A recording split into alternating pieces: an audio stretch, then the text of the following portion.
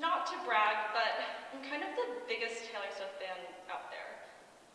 Album after album, song after song, my love for her has never waned.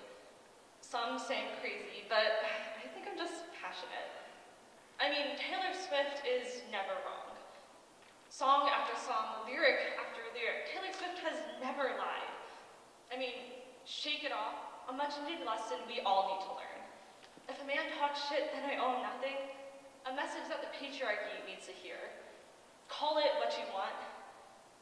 Well, don't get me wrong, Call It What You Want is a musical masterpiece. And contrary to its title, it's not actually about calling things what you want. But as a society, we tend to do just that, over-glamorizing everything and ignoring the dangers that come with subjects. To fully understand over-glamorization, let's go over its causes and roots, get together to discuss its consequences, before finally allowing discourse and discussion to arise.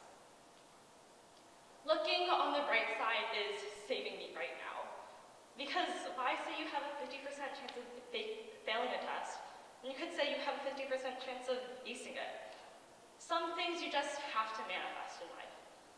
From a young age, we are told that positive thinking has some pretty positive effects. As Dr. Richard J. Davidson says, the correlation between a positive mind and a healthy body is strong. From a young age, we are told that positive thinking is beneficial.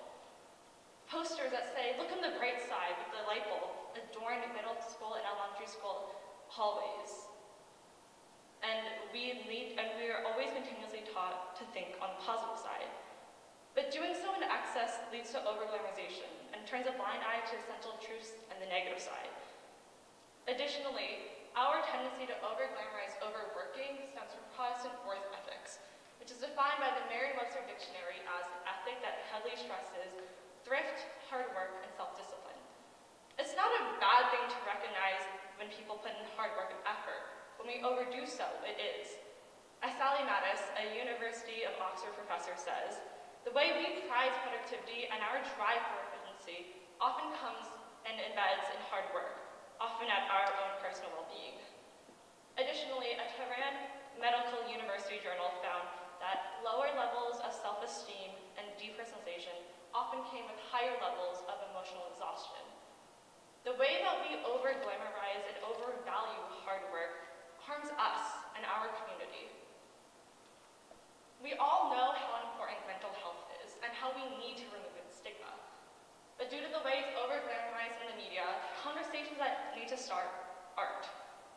As the Crimson White says, mental health in movies and TV shows are often seen as a fun personality trait and a quirk that shows how truly deep a character is and how in touch they are with the pain of living. But by portraying mental health in this light, it's not seen as an issue. It's not seen as something that needs solutions. And when it's not called in, solutions and resources that should arise are pushed down. Mental health, the media belittles mental health by over-glamorizing it, and the solutions and resources that should arise don't. The importance and emphasis that it deserves is not given.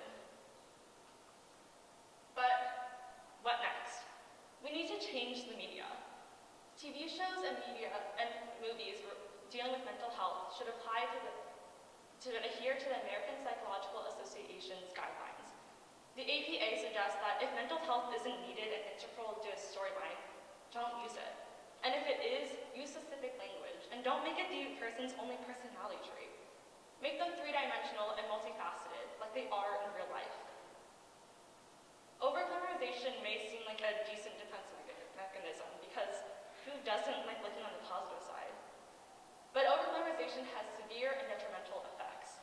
We have a long way to go, but we can start by getting over our preconceived conceptions, stop blaming up the truth, and to finally allow solutions and discussion to arise.